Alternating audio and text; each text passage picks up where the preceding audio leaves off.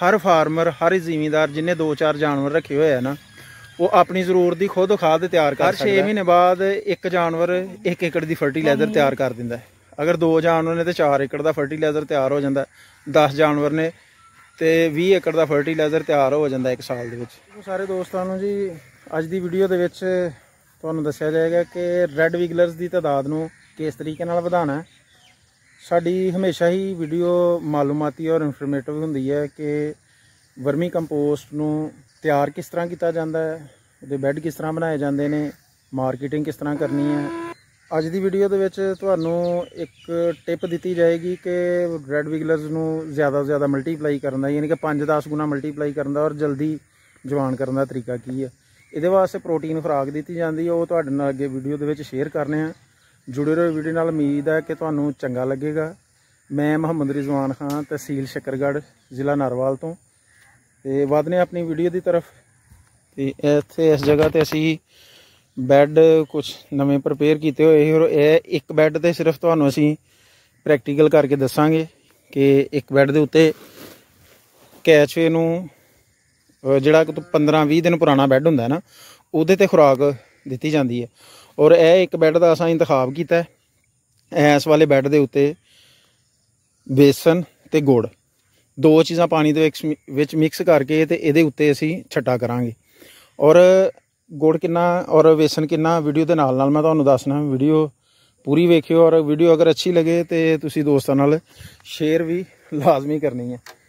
तो हुण असीं लैंदे आं पहले तो बेसन, और बेसन तकरीबन 30 फुट का बैड है। ये वास्ते 2 किलो तुसीं बेसन लेना तो 2 किलो ही गुड़ लेना। बाकी ये टब दे विच पानी का टब भर लेना तो उन्होंने जिहड़ा ना मिक्स करना है। हुण मिक्स करने का तरीका तुहानूं दसदे आं। बाज़ औकात ना जो ज़्यादा पानी पा लीए ना तो पानी दे विच बेसन पाइए तो उत्ते तरदा रहिंदा, फिर वो गिल्टियां जिहियां बनियां रहिंदियां तो बड़ी आवाजारी जी रहिंदी है। इस वजह करके पहले असीं थोड़े जे पानी दे विच बेसन नूं घोलना है। अच्छा दोस्तों, यह बेसन लिया गया 2 किलो। ये 2 किलो तो थोड़ा घट है, लेकिन चलो जिहड़ा ना ये अपना काम देवेगा। सिर्फ तुहानूं परां चल जा हीरो, कुत्ता जी एक लत्त तो मजबूर है और इनू हर वेले इहो ही रहिंदा है कि मैं कोई ना कोई चीज़ मैनू खाण नूं मिल जे।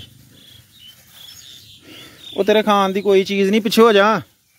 अच्छा, यह बेसन पा लिया टप दे विच। हुण इहदे विच ना असीं थोड़ा जिहा पानी पा के ना ते इहनूं आटे वांग पहले गुन्नना ताकि इहदे विच गिल्टी ना बने। पानी वो दावले दे विच लैण दा यार। यह फाड़ा जिहड़ा कैच है जिहड़ा बैड दे उत्ते सुੱਟ, दावड़ा वेला कर, जल्दी कर। पानी इत्थों नाल ही मूंजी दे विचों लै लिया गया, कोई एड्डी गल नहीं कि बिल्कुल। बस बस बस बस बस इनू हत्थ नाल जरा मिक्स कर लेना ताकि सारा गिला हो जाए। वो बस कर वड्डिया शिकारिया। अच्छा, सही तरह गिला कर लेना। इस तरह हत्थ मार के गुन लेना आटे वांग, और ये विचों गिल्टी वगैरह जिहड़ी है ना वो सारी फे लैनी।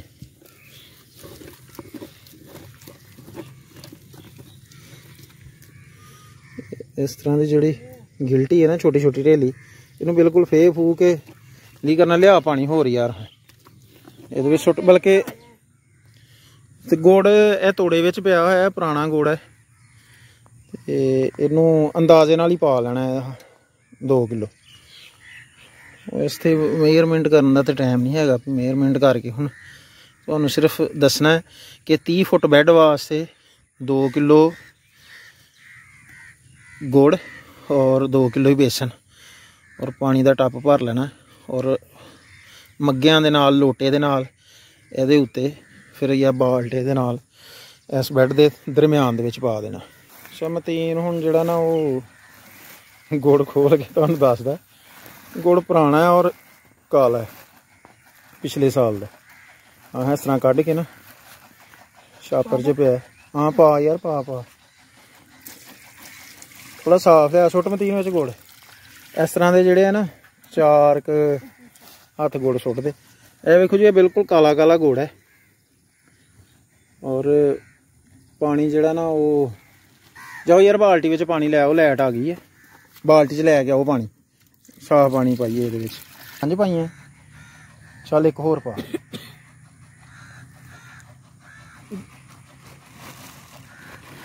जल्दी कर, जल्दी जल्दी वीडियो लम्मी होंदी जांदी जी। दोस्तों साडी हमेशा तो ही कोशिश होंदी है कि असीं प्रैक्टिकल करके दोस्तां नूं दसीए, और इंज बह के यूट्यूब ते लैक्चर देना कोई मकसद नहीं हुंदा गल दा। हमेशा गल दा मज़ा उसे दा ही हुंदा है जिहड़ी प्रैक्टिकल करके दोस्तां नूं दसी जाए, शेयर की जाए। तो अलहमदुलिल्लाह जिहड़े मेरे चैनल ते नवे ने वो मेहरबानी करके चैनल नूं विजिट करो, बाकी और भी वीडियोज़ देखो मेरे चैनल तो, और ये वीडियो नूं शेयर भी कराया करो ताकि सदका जारिया इस बारे, इस खाद के बारे हर किसी नूं अवेयरनेस मिल सके। क्योंकि जी वर्मी कंपोस्ट है ना, हर फार्मर, हर जिमीदार जिन्हें 2-4 जानवर रखे हुए हैं ना, वो अपनी ज़रूरत की खुद खाद तैयार कर सकता है। देखो वर्मी कंपोस्ट अगर एक जानवर होए ना तो 2 एकड़ की साल की बंदा खाद तैयार कर सकता है। 2 दफ़ा अगर 2 फसलां तुसीं साल दे विच लैंदे हो तो 2 हर 6 महीने बाद एक जानवर 1 एकड़ की फर्टीलाइजर तैयार कर दिंदा है। अगर 2 जानवर ने तो 4 एकड़ का फर्टीलाइजर तैयार हो जाता है, 10 जानवर ने तो 20 एकड़ का फर्टीलाइजर तैयार हो जाता है 1 साल दे विच। ਇਹ ਵੇਖੋ अजे भी थोड़ी थोड़ी ना विच गिल्टी रह गई है बेसन की ना, इनू हुण मजीद हत्थ मार लेने। और गुड़ वावा ही मतीन ने पाता, मेरा ख्याल है 3-4 किलो गुड़ पाता, बिल्कुल शीरा ही राह भी हो गई, ये सारा गुड़ ही। चलो गुड़ ज़्यादा इस्तेमाल हो गया, खैर है कोई मसला नहीं, फिलहाल अंदाजे नाल पाया है। तो इंशाअल्लाह ये फिर मैं तुहानूं दसांगा भी 15 तो 20 दिन बाद कि ब्रीड की की सिचुएशन है बैड्स दे विच।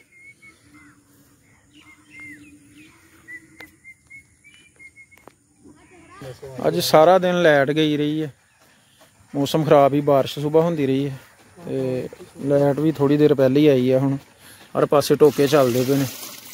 पानी खलो जाए, मैनूं हत्थ धो लैंदे, मेरा हत्थ धोई मेरा सही तरह करके माला इहदे उत्ते पा थोड़ा थोड़ा पानी।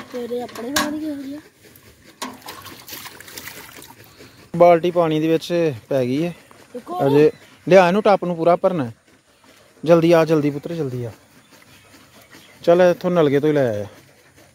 साडे माशाअल्लाह जिहड़े 24-25 फुट बोर है ना नलकियां वाले उत्ते ही, तो वह भी मिठा पानी है बिल्कुल, वो pH 7-7.5 के करीब है, और TDS भी जी है ना वो नॉर्मल है। साढ़े हम जोड़ा पानी है ना उतला 25-30 फुट बोर का, वो भी मिठा है माशाअल्लाह, पीने के काबिल है। और जिहदी वजह करके साडी वर्मी कंपोस्ट दे विच ना तो TDS हुंदी है, ना ही वर्मी कंपोस्ट की pH ज़्यादा हुंदी है। वजह यह हुंदी है कि TDS ते pH जिहड़े पानियां दी ज़्यादा हुंदी है ना, उहदी वजह करके वर्मी कंपोस्ट की pH भी ज़्यादा हुंदी है और TDS भी ज़्यादा हुंदी है। वर्मी कंपोस्ट अच्छा रिजल्ट नहीं दिंदी। साडी वर्मी कंपोस्ट रिजल्ट सिर्फ साडे पानी दे सिर ते अच्छा दिंदी है, क्योंकि इहदी pH जिहड़ी है ना 6.5-7.5 के दरम्यान दे विच आ जांदी है, और TDS नॉर्मल हुंदी है। इस तोड़े दे विच जी काला काला गुड़ सी, ये तकरीबन 1.5 साल पुराना है, इस साल का नहीं है, पिछले साल का गुड़ है। जल्दी आ यान, मगरब का टाइम होने वाला, बिल्कुल लेट ही वीडियो बनानी शुरू की है क्योंकि मौसम खराब सी, मौसम साफ होया ते गुड़ ते बेसन पान लगे, तो मैं चलो वीडियो बना के तुहाडे दोस्तां नाल शेयर करती जाए। यही आवाज़ारी रहिंदी है बस, वीडियो बनाने दी नहीं, तो काम तो रोज़ कोई ना कोई करीदा, तो वीडियो बनाने का ही हाल रहिंदा।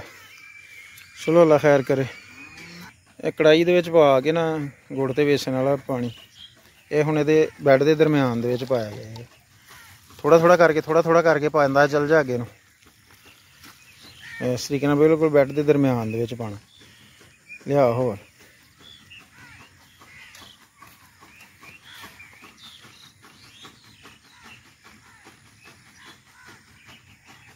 देखो, बिल्कुल जिवें दा गुड़ का कलर सी ना, उवें दा ही सारा पानी का कलर हो गया।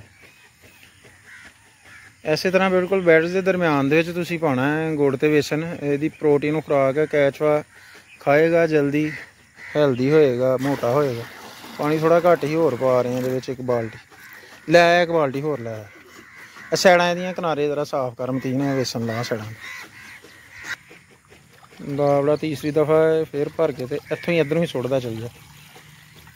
इस तरीके नाल जिहड़ा ना पाना दरम्यान दे विच ही है, खुद ही रिस के ना सैडां ते आ जाना। ਸਾਈਡਾਂ ਤੇ ਪਾ ਕੇ ਫਿਰ ਉਹ ਸਾਈਡਾਂ ਤੋਂ ਫਿਰ ਬਾਹਰ ਵਗੇਗਾ, ਤੋਂ ਅੱਗੇ ਬਾਰਿਸ਼ ਹੁੰਦੀ ਪਈ ਆ, ਕੋਈ ਫਾਇਦਾ ਨਹੀਂ ਹੋਣਾ। ਦਰਮਿਆਨ ਦੇ ਵਿੱਚ ਪਾ ਦਿੰਨੇ ਆ। ਇਸ ਤੋਂ ਬਾਅਦ ਦੋਸਤੋ ਇਹ ਬੈਡਸ ਨੂੰ ਪਰਾਲੀ ਦੀ ਮਲਚ ਕਰ ਦੇਣੀ ਆ। ਮਗਰਬ ਦਾ ਬਿਲਕੁਲ ਕਰੀਬ ਸੂਰਜ ਗਰੂਬ ਹੋਣ ਤੇ ਗਿਆ ਹੋਇਆ।